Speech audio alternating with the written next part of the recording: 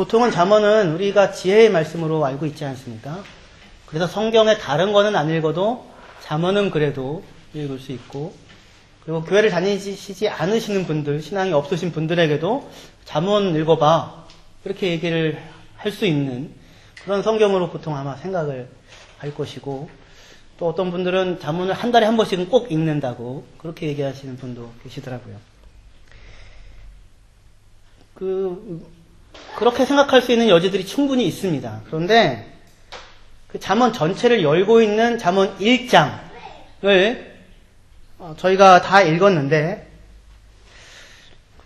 그 내용이 생각보다 이렇게 마음 편하게 받아들일 수 있는 내용으로 채워져 있지 않다는 사실을 확인하게 됩니다. 그렇죠. 사실 되게 불편합니다. 끝나는 마지막까지 1장 전체를 읽게 되면요. 여러분들이 표정으로 이렇게 좀 말씀해 주셔야지.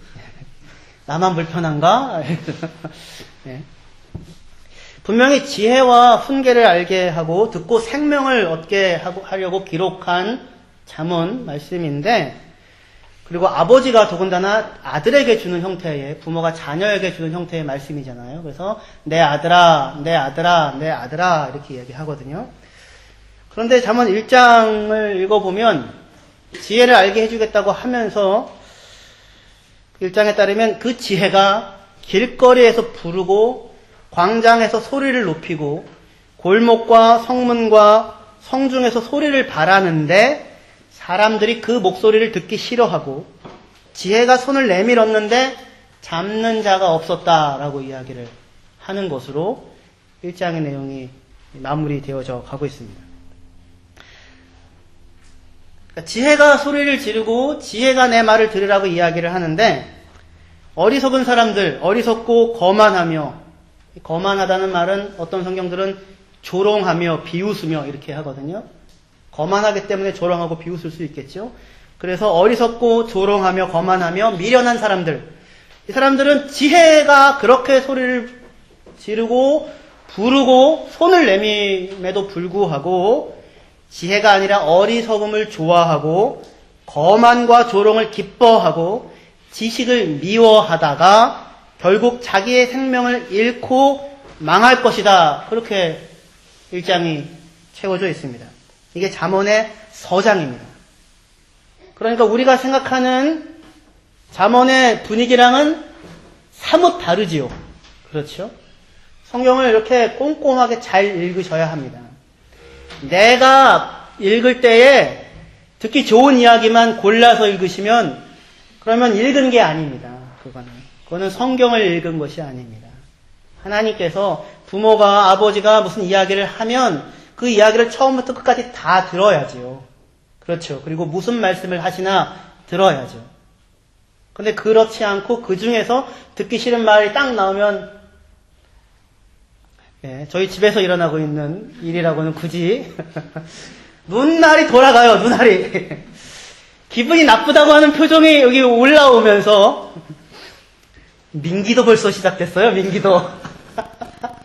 분노하는 게 얼굴로 보이는 거예요. 눈이 말을 하더라고요. 야, 참나. 그러면 듣기가 싫죠. 안 들리고. 그리고는 결국은 무슨 얘기하는지 모르고 그냥 기분 나쁜 그런 마음만 남을 수도 있을 것입니다. 그런데 아닙니다. 성경이 우리에게 말씀하실 때에 우리는 그것이 내가 기분이 나쁘다가 아니라 어떤 것이 내게 좋거나 유익하다 그걸 따져야 될 상황에 있지 않고 그걸 내가 결정할 상황에 있는 것이 아니라 하나님 아버지가 말씀하시면 그 말씀에 비추어 누구를 돌아봐야 되는 거예요? 자기를 돌아봐야 하는 것입니다. 근데 그렇게 하세요? 그렇게 하시면 지혜로운 자입니다. 근데 그렇게 안 하시죠? 그건 누굽니까? 미련한 사람이라고요. 지혜가 아무리 소리를 지르고 내 말을 들으라 그러면 살 것이다 얘기를 하는데 하나님 성경이 말씀하는데 우리는 그 이야기를 있는 그대로 들으려고 하지 않고 기분 나쁘거나 불편하거나 불리한 것들은 외면하고 그리고는 내 마음에 맞는 것들만을 들으려고 하게 됩니다. 잠언 1장이 이야기하는 것과 같은 현상이 누구에게 일어나고 있어요? 저와 여러분들에게 사실은 일어나고 있는 것입니다. 잠언 1장은 분명하게 그렇게 시작이 됩니다. 내가 그렇게 지혜가 부르짖고 이야기하고 가르치려고 하고 내 아들아 이야기하지만 그러나 그것을 듣지 않으려고 한다고요.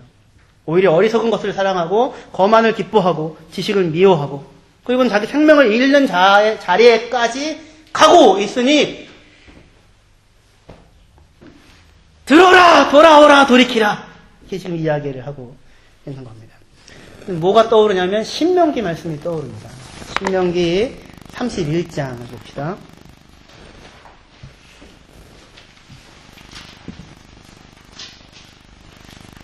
(31장) 24절부터 말씀입니다.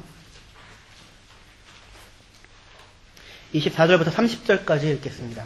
신명기 31장입니다. 모세가 이 율법의 말씀을 다 책에 써서 마친 후에 모세가 여호와의 언약궤를 메는 레위 사람에게 명령하여 이르되 이 율법책을 가져다가 너희 하나님 여호와의 언약궤 곁에 두어 너희에게 증거가 되게 하라. 내가 너희의 반역함과 목이 곧은 것을 아나니 오늘 내가 살아서 너희와 함께 있어도 너희가 여호와를 거역하였거든 하물며 내가 죽은 후의 일이랴. 너희 지파 모든 장로와 관리들을 내 앞에 모으라. 내가 이 말씀을 그들의 귀에 들려주고 그들에게 하늘과 땅을 증거로 삼으리라. 내가 알거니와 내가 죽은 후에 너희가 스스로 부패하여 내가 너희에게 명령한 길을 떠나 여호와의 목전에 악을 행하여 너희 손으로 하는 일로 그를 경노하게 함으로 너희가 후일에 재앙을 당하리라 하니라. 그리고 모세가 이스라엘 총회에 이 노래의 말씀을 끝까지 읽어 들리니라. 말씀을 끝까지 읽어 들리니라 라고 합니다. 신명기 31장 앞에까지 모세가 이것이 하나님의 법이다. 이것이 하나님의 뜻이다. 이렇게 살아라. 그러면 너희가 살리라. 내가 생명과 죽음과 복과 저주를 너희 앞에 놓았으니 너희는 살기 위하여 생명을 택하라. 하나님을 선택하라. 하나님께 순종하라. 그렇게 이야기를 신명기 1장부터 31장까지 내내 해왔잖아요. 그렇죠? 마치 잠언이 내내 그 이후에 이게 생명의 길이다. 이게 지혜의 길이다. 이게 바른 길이다. 가르치고 알리는 것과 마찬가지로 신명기도 1장부터 30장까지 계속 그렇게 이 길을 따라 살아야 산다라고 이야기를 하는 거예요. 그런데 그렇게 이야기하고 나서 모세가 뭐라고 이야기하냐면 내가 살아있을 때에도 너희가 항상 하나님의 말씀을 거역하고 뜻대로 살지 않았는데 내가 분명히 안다. 너희는 결코 스스로 부패하여서 내가 너에게 명령한 길을 떠나 여호와의 목전에서 악을 행하고 그리고 너희 손으로 행하는 일로 그를 경노하게 함으로 너희가 후일에 재앙을 당하리라. 그렇게 이야기를 하는 겁니다. 이게 신명기 결론이에요. 잠언만 그렇게 얘기하는 것이 아니라 어디도 그렇게 얘기한다고요? 신명기도요. 아니 그러면 그렇게 분명히 하나님 말씀 안 듣고 여호와의 목전에서 악을 행하고 스스로 부패하여서 재앙을 당할 것이다 라고 하는 것을 알면 그럼 뭐하러 1장부터 30장까지 이렇게 길게 하나님의 법도를 설명하고 생명을 선택하라고 얘기를 한단 말입니까? 잠언의 1장부터 지혜가 아무리 성중에서 시장에서 광장에서 성문에서 길거리에서 소리를 질러도 니들이 알아듣지 않을 것이고 듣지 않을 것이고 싫어할 것이고 그렇죠? 그렇게 하여 결국 재앙을 당하여 망할 것이다. 그곳에서 너희가 나를 부를 터인데 나를 찾을 터인데 내가 응답하지 않을 것이다. 여기서 하나님이 응답하지 않는다고 하는, 그러니까 우리는 너무 하나님이 쉽게 우리가 부르기만 하면 달려올 것이라고 생각을 하는데 이 사람들이 지금 부르짖는 것은 하나님 용서해 주세요. 하나님께 돌아갈게요 형태가 아니라 하나님 힘들고 어려워요 라고 부르짖는 겁니다. 하나님을 찾는 것이 아니라 하나님께서 듣지 않으실 것이죠. 그럼에도 불구하고 성경은 여전히 뭐라고 말씀해요? 내 아들아 라고 하면서 이것을 따라라. 이것이 지혜다. 이것이 생명의 길이다. 이렇게 하면 살 것이다 라고 하나님 아버지께서 자녀들 내 아들아 라고 부르며 우리에게 말씀하고 있다고 하는 사실입니다. 여기에 복음의 중요한 내용들이 담겨져 있습니다. 성경이 항상 그렇게 이야기를 합니다, 여러분들. 여호수아 24장 14절부터요. 여호수아 24장 14절부터 읽겠습니다. 여호수아가 죽기 직전에 말년에 이제 하는 유언 같은 이야기입니다. 백성들에게요. 그러므로 이제는 여호와를 경외하며 온전함과 진실함으로 그를 섬기라. 너희의 조상들이 강 저쪽과 애굽에서 섬기던 신들을 치워버리고 여호와만 섬기라. 만일 여호와를 섬기는 것이 너에게 좋지 않게 보이거든 너희 조상들이 강 저쪽에서 섬기던 신들이든지 또는 너희가 거주한 땅에 있는 아모리 족속의 신들이든지 너희가 섬길 자를 오늘 택하라. 오직 나와 내 집은 여호와를 섬기겠노라. 백성이 대답하여 이르되 우리가 결단코 여호와를 버리고 다른 신들을 섬기기를 하지 아니하오리니 이는 우리 하나님 여호와께서 친히 우리와 우리 조상들을 인도하여 애굽 땅 종 되었던 집에서 올라오게 하시고 우리 목전에서 큰 이적들을 행하시고 우리가 행한 모든 길과 우리가 지나온 모든 백성들 중에서 우리를 보호하셨음이며 여호와께서 또 모든 백성들과 이 땅에 거주하던 아모리 족속을 우리 앞에서 쫓아내셨음이라. 그러므로 우리도 여호와를 섬기리니 그는 우리 하나님이시니이다. 무슨 소리입니까? 우리도 하나님 섬기겠습니다. 왜냐하면 그분은 우리 하나님입니다. 우리를 애굽 땅 종되었던 곳에서 끌어내어서 우리를 건져내시고 구원해내시고 우리를 인도하여 여기까지 우리를 보호하시며 이 땅을 허락해 주신 하나님이신데 우리가 어떻게 이 하나님 말고 다른 걸 섬기겠습니까? 아닙니다. 우리도 여호와 하나님만 섬기겠습니다. 이렇게 이야기를 합니다. 백성들이요. 그러면 됐다. 이제는 됐구나. 그래 우리 함께 하나님을 섬기자. 그리고 울고 그리고는 부흥에 잘 맞췄다. 그리고 가면 좋을 텐데 그렇게 여호수아 그렇게 얘기 안 하고 19절에 여호수아가 백성에게 이르되 너희가 여호와를 능히 섬기지 못할 것은 그는 거룩하신 하나님이시요 질투하시는 하나님이시니 너희의 잘못과 죄들을 사하지 아니하실 것임이라. 만일 너희가 여호와를 버리고 이방신들을 섬기면 너희에게 복을 내리신 후에라도 돌이켜 너희에게 재앙을 내리시고 너희를 멸하시리라 하니 백성이 여호수아에게 말하되 아니니이다 우리가 여호와를 섬기겠나이다. 백성들이 아닙니다. 우리가 여호와를 섬기겠습니다. 하나님 어떠한 분이신데요. 우리가 어떻게 여기까지 왔는데요. 하나님 얼마나 큰 은혜를 베풀었는데요. 그걸 우리가 아는데요. 어떻게 우리가 하나님 말고 딴 거 섬기겠습니까? 우리 하나님 섬기겠습니다. 했더니 여호수아가 하는 말이 아니다. 니들은 하나님 못 섬긴다. 그래 잘 됐구나. 우리 같이 하나님 섬기자. 야 됐어 이제 하나님 섬기자. 이렇게 가도 얼마나 좋겠어요? 그런데 여호수아가 하는 말은 뭐예요? 아니다. 니네들 하나님 못 섬긴다. 너희가 하나님 어떤 분인지 알고 지금 그런 이야기를 하는 거냐. 마치 뭐랑 비슷해요? 수많은 무리들이 오병이어 통해서 예수님이 많은 기적을 일으키자 무리들이 예수님을 막 따라오는 겁니다. 근데 예수님께서 따라오면 좋아해야 될 거 아니에요? 야 이제 많은 사람들이 나를 따르는구나. 좋아해야 될 텐데 아니 군중들이 무리들이 다 쫓고 있는데 예수님이 너희들 나 따르려면 그게 뭔지 알고 따르는 거야? 그렇게 얘기를 하는 거예요. 지금 여호수아가 하는 얘기도 똑같은 거예요. 예수님께서 너희 나 따르려면 그게 무슨 얘기인지 알고 따르는 거야? 라고 할 때 비유를 드신 것이 너희가 만약에 망대를 지으려고 하는데 그 망대를 지을 때 앉아서 계산해 보지 않겠느냐. 이게 얼마나 들지, 공기가 얼마나 시간이 필요할지, 얼마의 돈이 필요한지 다 계산하고 하지 않겠느냐. 그거 계산하지 않고 그냥 덮어놓고 했다가 중간에 돈이 없거나 안 돼서 그만두면 그게 얼마나 우스꽝스러운 일이 되겠느냐. 너희가 만약에 전쟁을 하려고 할 때 이쪽 편과 이쪽 편이 전세가 전력이 얼마나 되는지 확인해보고 저쪽이 많으면 얼른 화친하고 무슨 일이든지 너희가 무엇을 시작하려면 항상 그것을 얻기 위하여 무엇이 대가로 지불되어야 하는지를 생각하고 그 일을 하지 않느냐. 그렇죠. 예수님이 무리들이 자기를 따라오는데 너희가 나를 따른다고 하는 것이 무엇인지를 알고 나를 쫓는 것이냐? 그렇게 이야기를 하는 것과 마찬가지로 지금 여호수아도 백성들이 우리가 하나님을 섬기겠습니다. 무슨 소리입니까? 우리도 하나님 섬깁니다 하니까 여호수아가 하는 말은 아니다. 너희는 절대로 하나님 못 섬긴다. 너희가 하나님 섬긴다는 것이 뭔지를 알고 지금 하나님 섬긴다고 하는 거냐. 그리고 너희가 지금 누구인지를 알고서 너희가 누군데 지금 하나님을 섬긴다고 하는 거냐. 하나님 얼마나 거룩한 분인데 죄악을 조금도 용납하시지 아니하시는 분인데 너희가 감히 그분을 섬기겠다고 섬길 수 있다고 지금 이야기를 하는 거냐. 그렇게 지금 이야기를 하는 거예요. 그런데 백성들이 뭐라고 얘기합니까? 21절이요. 백성이 여호수아에게 말하되 아니니이다. 우리가 여호와를 섬기겠나이다. 그렇게 얘기를 합니다. 22절에 여호수아가 백성에게 이르되 너희가 여호와를 택하고 그를 섬기리라 하였으니 스스로 증인이 되었느니라 하니 그들이 이르되 우리가 증인이 되었나이다 하더라. 여호수아가 이르되 그러면 이제 너희 중에 있는 이방신들을 치워버리고 너희의 마음을 이스라엘의 하나님 여호와께로 향하라 하니 백성이 여호수아에게 말하되 우리 하나님 여호와를 우리가 섬기고 그의 목소리를 우리가 청종하리이다 라고 합니다. 지금 이게 이스라엘 사람들의 지금 실상입니다.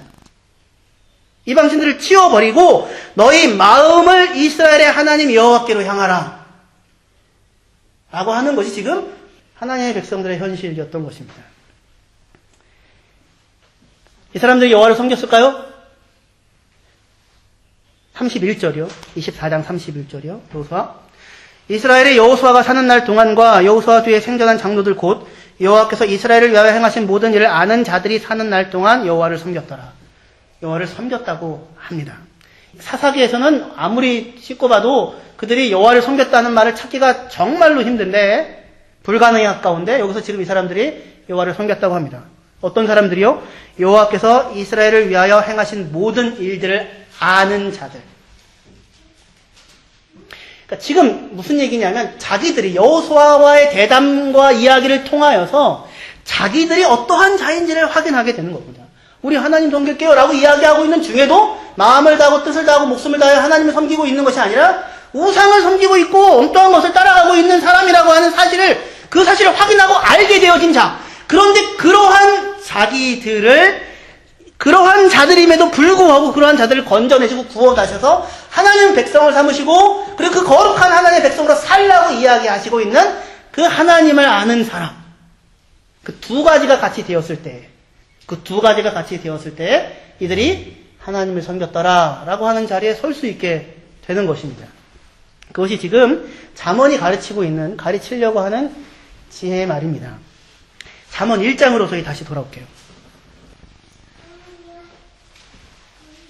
이게 성경의 중요한 그 그림입니다. 그치? 어디에서나 만날 수 있는 형태의 그림입니다. 인간과 하나님에 대한 이해입니다. 잠언은 지혜를 가르치는데 그 지혜라고 하는 것은 뭐냐면 잠언 1장 2절 3절을 같이 읽어보겠습니다. 잠언 1장 2절 3절입니다. 시작. 이는 지혜와 훈계를 알게 하며 명철의 말씀을 깨닫게 하며 지혜롭게 공의롭게 정의롭게 정직하게 행할 일에 대하여 훈계를 받게 하며 말합니다. 잠언은 솔로몬의 잠언인데 이것은 무엇을 알게 하냐면 지혜와 훈계를 알게 한다라고 얘기합니다. 따라합시다. 지혜와 훈계. 방언도 할까요? 호크마 무사르. 호크마 무사르. 호크마라는 말은 들어보셨죠? 그게 지혜라는 말이고요. 무사르라는 말이 훈련한다, 훈계한다는 뜻인데 헬라 말로는 파이데이야. 파이디온 선교회 아시죠? 아이들. 그래서 무사르, 훈계라는 말은 훈계한다, 훈육한다, 연습시킨다, 훈련시킨다, 몸에 배게 한다, 습관을 들인다, 버릇이 되게 한다. 그런 형태의 이야기예요. 그래서 잠언은 두 가지 큰 작업을 우리에게 하기를 원하는데 하나는 지혜가 무엇인지를 설명하고 보여주고 알게 합니다. 뭐가 지혜인지, 뭐가 생명의 길인지, 뭐가 여호와를 경외하고 사는 길인지 그걸 보여주고 알게 하는 것이 첫 번째고 알게 하는 것이 설명해 주는 것이 첫 번째고 동시에 뭐예요? 그걸로 끝나는 것이 아니라 무사르, 훈련, 훈계, 연습, 습관, 버릇 그러니까 나의 존재, 나의 삶, 나의 표정, 나의 삶의 방식 그 모든 것에 그것이 스며들게 하는 것. 그 두 가지가 잠언이 우리에게 요구하고 있는, 하려고 하는 작업의 내용입니다. 우리 부모님들이 자녀들을 키우는 게 그거죠. 그쵸? 부모님들이 자녀들을 키우는 게 그거죠. 그쵸? 중요한 것은 지금 하나님 아버지께서 우리들에게, 자녀들인 우리들에게 무엇이 지혜이고 무엇이 생명의 길이고 어떻게 사는 것이 마땅한지와 그 아는 것을 우리의 삶이 되도록 우리의 행동이 되도록 우리의 가치관이 되도록 우리의 생각의 근육의 방식이 되어지도록 우리의 표정이 되어지도록 언어가 되어지도록 하게 만드는 것이 잠언입니다. 잠언의 내용인데요. 가르치려고 하는 그럼 지혜는 뭐냐? 3절입니다. 지혜롭게 공의롭게 정의롭게 정직하게 행할 일에 대하여 훈계를 받게 한다고 하는 겁니다. 그러니까 훈련시키는 거죠. 훈계를 받는다는 것이 훈련시킨다. 무사르를 한다는 것인데 무엇을 훈련시키냐면 지혜, 공의, 정의, 정직. 축약하면 공평과 정의. 예전 번역으로 따지면 공평과 정의. 미슈파트와 체다카. 오늘 목사님이 왜 이렇게 오늘따라 방언을 많이 하시나 그러시는데, 정말 우리말로는 잘 이게 의미가 전달이 안 돼요. 특히 개혁 성경에서 개정 개혁판으로 바뀌면서는 번역이 너무 요 단어에 대해서는 너무 혼란스러워져서 이게 체데카를 뜻하는 건지 미슈파트를 뜻하는 건지 알 수가 없게, 너무 사실은 안타깝게 되어져 있어요. 공평과 정의, 그 두 가지가 지혜인데, 그 지혜의 내용을 훈련시켜서 우리의 것이 되게 하시겠대요. 그게 하나님께서 지금 아들된 자녀된 우리들에게, 이스라엘 백성들에게, 하나님의 백성들에게, 교회에게, 성도에게 하고 계시는 소망이고 작업인 것입니다. 창세기 18장 18절에서 19절이요. 아브라함은 강대한 나라가 되고 천하 만민은 그로 말미암아 복을 받게 될 것이 아니냐. 내가 그로 그 자식과 건석에게 명하여 여호와의 도를 지켜 의와 공도를 행하게 하려고 그를 택하였나니, 이 의와 공도가 체다카와 미슈파트입니다. 잠언이 지혜라고 생각해서 알려주려고 하는 것. 체다카와 미슈파트. 미슈파트는 뭐냐면 율법 같은 겁니다. 이렇게 자르는 거예요. 둘을 나누는 거예요. 재판하는 데에 반드시 이것이 필요한 겁니다. 기준, 재판의 기준이 되어지는 것입니다. 하나님은 그냥 물에 물 탄 듯 술에 술 탄 듯 그냥 은혜대로 합시다, 이렇게 얘기돼서 사용되어지는 분이 아니라 분명한 기준이 있고 원리가 있고 그것을 따라서 세상을 통치하시는 미슈파트의 하나님이십니다. 기준이 있고 법도가 있고 원칙이 있고 법칙이 있는 분이십니다. 그것과 의, 체다카, 인자와 자비, 아버지 노릇하는 것을 멈추지 아니하시는 것. 범죄하고 말 안 들어먹는 이스라엘인데 그들을 향하여 내 아들아라고 부르시는 하나님의 의로우심. 그 의로움, 관계 사이에서 관계를 지켜내는 의로우심, 체다카, 그 두 가지를 아브라함에게 가르치고 아브라함이 자기 백성에게 가르치려고 하는 것, 그것을 위하여 내가 아브라함을 선택했다고 말씀하시는 것입니다. 이 미슈파트와 체다카가 분명하게 드러난 것이 무엇이냐면 십자가입니다. 십자가. 예수 그리스도의 십자가. 하나님이 세상을 이처럼 사랑하사 독생자를 주셨으니 이는 누구든지 저를 믿는 자마다 멸망하지 않고 영생을 얻게 하려 하심이라. 근데 그 독생자를 주셨다고 하는 건 뭐예요? 십자가에 달아 매셨다고 하는 거죠. 무엇 때문에요? 죄 때문에요. 누구의 죄 때문에요? 우리의 죄 때문에. 우리의 죄에 대하여 죄에 대하여 진노를 나타내시고 죄를 징벌하시는 미슈파트의 하나님이신 겁니다. 그런데 그렇게 미슈파트를 나타내면 다 죽고 끝이죠. 없어지죠. 그것을 우리에게 진노를 나타내시는 것이 아니라 예수 그리스도에게 미슈파트를 행하시는 것을 통하여 우리를 구원하시고 그것을 믿는 자들을 구원하시는 의를 나타내시기 위하여, 자기만 의로울 뿐만 아니라 자기를 믿는 자도 의롭다고 하시기 위하여 세우신 것이 십자가였습니다. 미슈파트와 체다카라고 하는 것이 동시에 나타나는 것이 십자가라고 하는 거예요. 이것이 구약 성경 전체와 성경 전체에 우리에게 항상 주어지고 나타나고 있는 것입니다. 그것을 하나님은 아브라함에게 가르치고 명하고 아브라함이 그것을 자기의 자손들에게 알리고 가르치게 하기 위하여 아브라함을 선택하셨다라고 하는 거예요. 아브라함은 자기 아들들에게 뭘 가르쳐야 돼요? 공평과 정의를, 미슈파트와 체다카를 가르쳐야 하는 겁니다. 그것을 지금 하고 있는 것이 잠언인 것입니다. 잠언이 지금 그것을 가르치고 있습니다. 아버지로서 자녀들에게 하고 있는 훈계와 같은 것입니다. 그래서 저희 뒤에 보시면 내내 그렇게 얘기해요. 내 아들아 내 아비의 훈계를 들으며 내 어미의 법을 떠나지 말라. 내 아들아 내 아비의 명령을 지키며 내 어미의 법을 떠나지 말라. 법이라는 말이 토라라는 말입니다.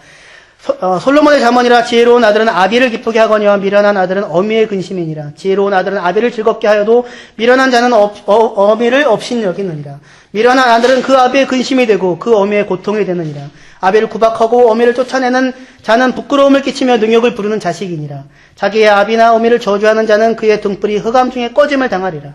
너를 낳은 아비에게 청종하고 내 늙은 어미를 경히 여기지 말지니라. 내 부모를 즐겁게 하며 너를 낳은 어미를 기쁘게 하라. 채찍과 꾸지람이 지혜를 주거늘 임의로 행하게 내버려둔 자식은 어미를 욕되게 하느니라. 아비를 저주하며 어미를 축복하지 아니하는 무리가 있느니라. 아비를 조롱하며 어미 순종하기를 싫어하는 자의 눈은 골짜기의 까마귀에게 쪼이고 독수리 새끼에게 먹히리라. 그런데 아비를 조롱하고 어미를 순종하기 싫어하는 사람은 눈이 사실은 눈이 있는 게 아니죠. 지금 바르게 지금 눈을 갖고 있는, 눈 달고 다니고 있는 사람이 아닌 겁니다. 기본적으로 여기서의 아비나 어미는 다 우리 1차적으로는 우리의 육신의 부모님들을 뜻합니다. 육신의 부모님들을 존경하고 공경하고 그의 말을 듣는 것은 당연한 거죠. 그렇죠? 지금 그건 1차적으로는 우리 육신의 부모들이지만, 부모님을 얘기하지만, 궁극적으로는 아까도 말씀드렸던 것처럼 아버지 대신 하나님을 이야기하고, 그 하나님이 아버지로서 우리에게 지금 말씀을 하고 있는 것입니다. 지혜로 와라. 지혜가 무엇인지 알아라. 미련한 자의 자리에 있지 말아라. 라고 이렇게 안타깝게 이야기를 하고 있는 거예요.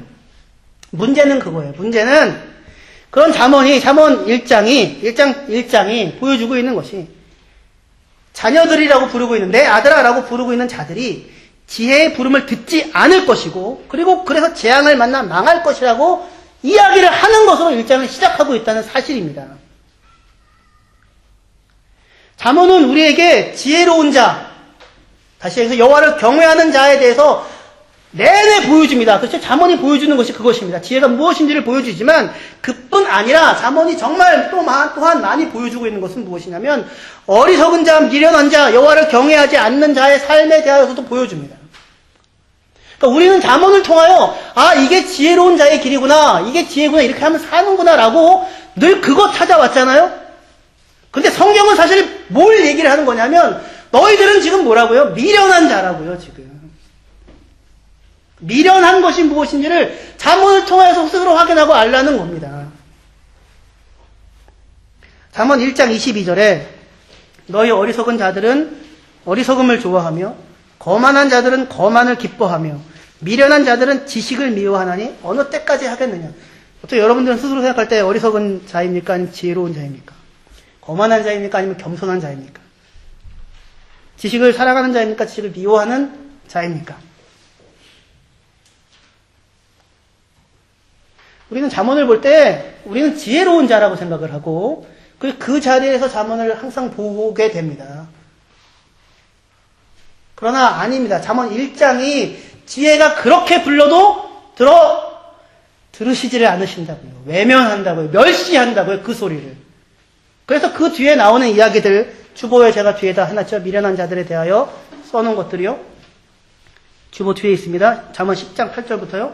마음이 지혜로운 자는 계명을 받거니와 입이 미련한 자는 멸망하리라. 지혜로운 자는 지식을 간직하거니와 미련한 자의 입은 멸망에 가까우니라. 의인의 입술은 여러 사람을 교육하나 미련한 자는 지식이 없어 죽느니라. 생명의 문제라는 겁니다. 이게요. 그렇죠? 생명의 문제라는 겁니다. 그 다음에 잠언 12장 15절이요. 미련한 자는 자기 행위를 바른 줄로 여기나 지혜로운 자는 권고를 듣느니라. 미련한 자는 스스로 생각할 때 자기가 옳다고 생각하고 지혜롭다고 생각하고 자기가 맞다고 생각합니다. 여러분들 누구와 다툼이 있을 때 무엇이 이루어져야 밤에 편하게 잠잘 수 있어요? 내가 맞다라고 하는 얘기로 마침표가 찍혀져야 편안하게 잠을 잘 수가 있죠. 그렇죠. 스스로 생각할 때 자기 얘기를 바른 줄로 여기고 여겨야만 한다고요. 그래야지만 살 수 있다고 생각하는데 성경은 그게 아니고 그게 미련한 길이고 사는 길이 아니라 죽는 길이라고요. 지혜로운 자는 권고를 듣느니라. 잠언 12장 16절이요. 미련한 자는 당장 분노를 나타내거니와 슬기로운 자는 수욕을 참느니라. 어떻게 여러분들 수욕을 참으세요? 안 그러죠? 오른쪽 뺨을 맞으면 왼뺨을 돌려대요? 안 그러죠? 잠시 참았다가 더 세게 때리죠.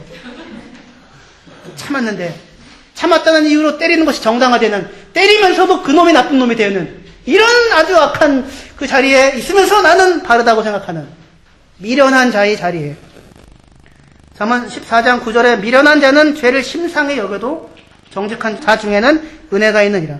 아비의 훈계를 업신여기는 자는 미련한 자요. 하나님의 말씀을 업신여기는 자는 미련한 자요. 경계를 받는 자는 슬기를 얻을 자니라. 명철한 자에게는 그 명철이 생명의 샘이 되거니와 미련한 자에게는 그 미련한 것 자체가 징계가 되느니라. 미련한 자라도 잠잠하면 지혜로운 자를 여겨지고 그의 입술을 닫으면 슬기로운 자를 여겨지느니라. 무슨 얘기예요? 미련한 자가 입을 열어 말하면은 무슨 말 나온다고요? 미련한 말 나온다고요. 그러니까 입 닫고 있으라는 얘기입니다. 입을 열면 무슨 말이 나와요? 미련한 말 나오지 슬기로운 말이 나오지 않는다고요. 미련한 자가. 여러분들이 입을 열어 말하면 지혜로운 말, 슬기로운 말이 나옵니까? 아니면 미련하고 어리석은 자의 말이 나옵니까?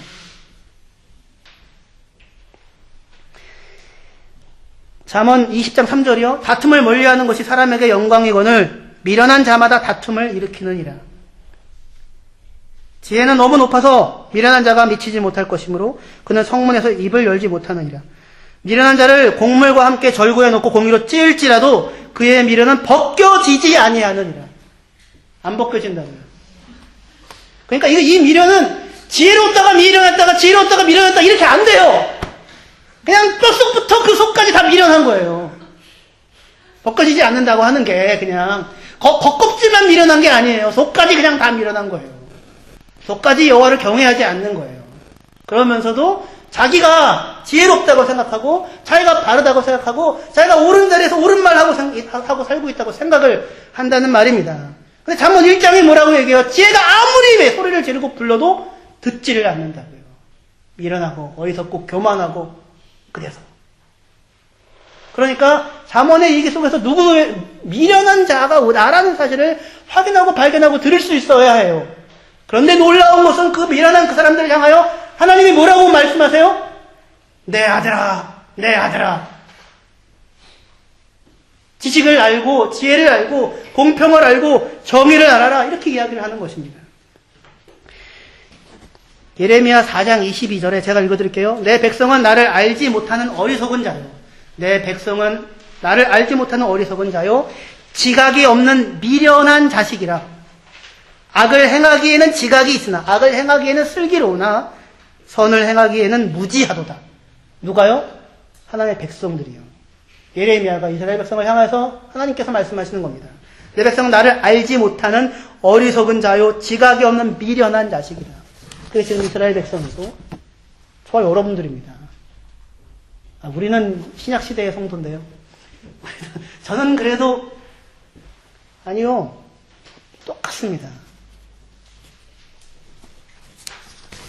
하나님께서 공평과 정의를 행하도록 이스라엘을 불렀고 그 공평과 정의가 지혜이고 그 공평과 정의가 삶의 모든 숨쉬는 방식이 되게 하기 위하여 이스라엘을 훈련시키고 징계하시고 교육하시고 계시는데 이스라엘 백성들은 미련하고 어리석어서 뼛속같이 미련하고 어리석어서 벗겨지지 아니하는 상황 가운데 있기 때문에 잠언 1장 처음부터 너희가 아무리 내가 불러도 듣지 않을 것이고 신명기 31장에 이렇게 앞에서 이야기했지만 내가 분명히 아는데 너희가 나 버리고 나 떠나서 어리석고 미련한 길에 갈 것이다 얘기하고 그리고 여호수아 24장에서도 여호수아가 하나님 섬기라. 아니요 우리 진짜 하나님 섬길게요.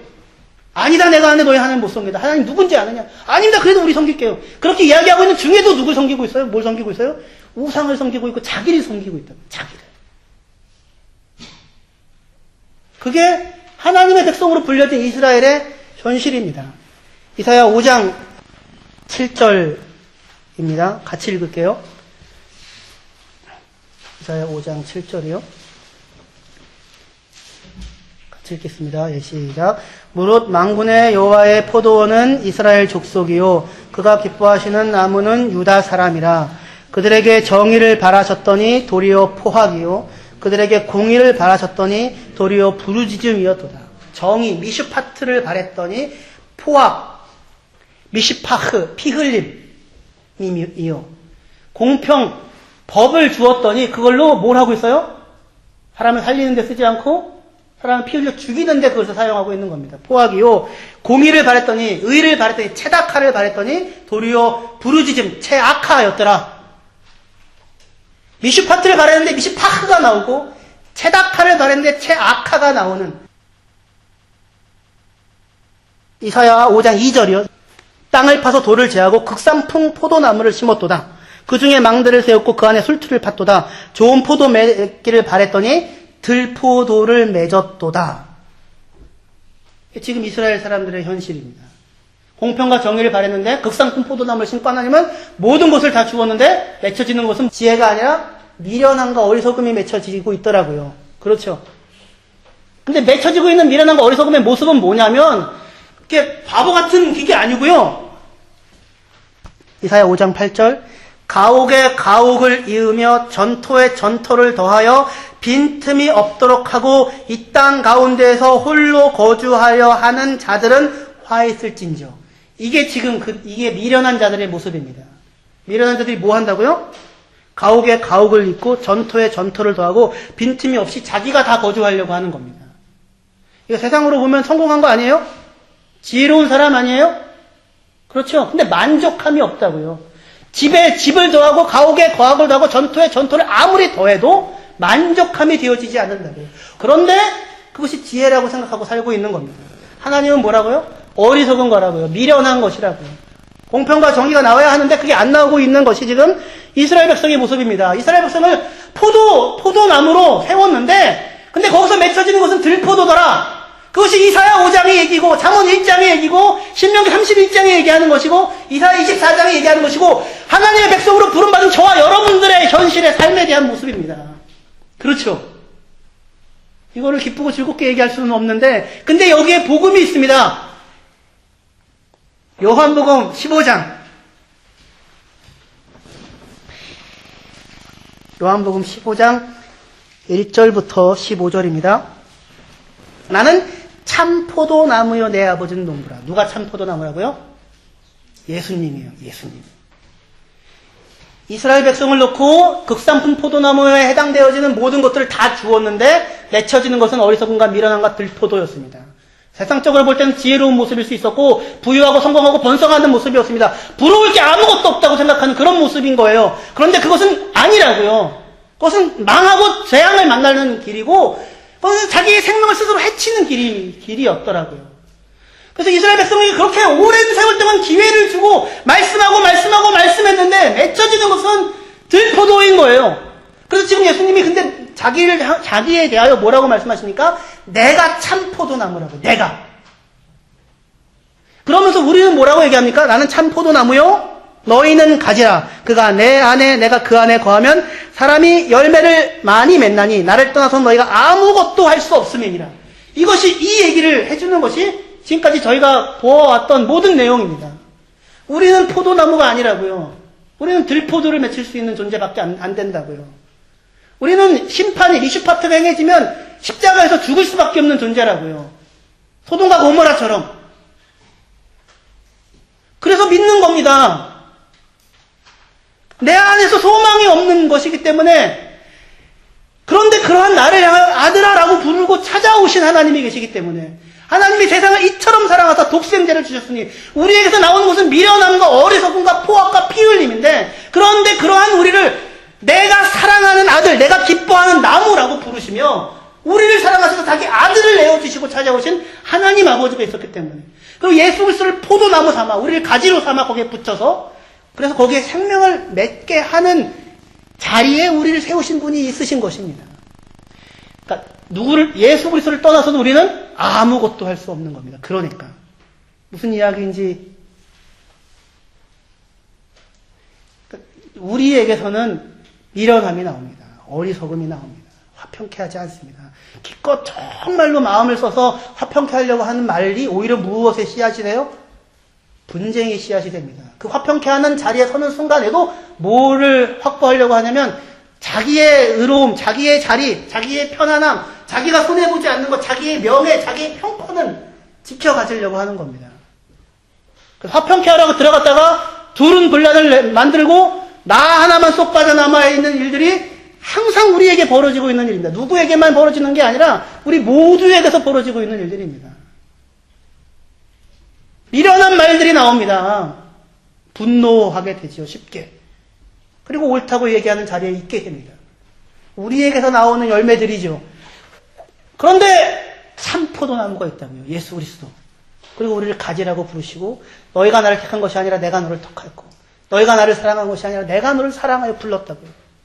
그래서 분명히 안 될 줄 알면서도 신명기 31장에서 안 될 줄 안다고 얘기를 하면서도 신명기 1장부터 30장까지 그 모든 하나님이 어떠하신 분이시며 무엇을 기뻐하시는 분이신지를 가르치셔서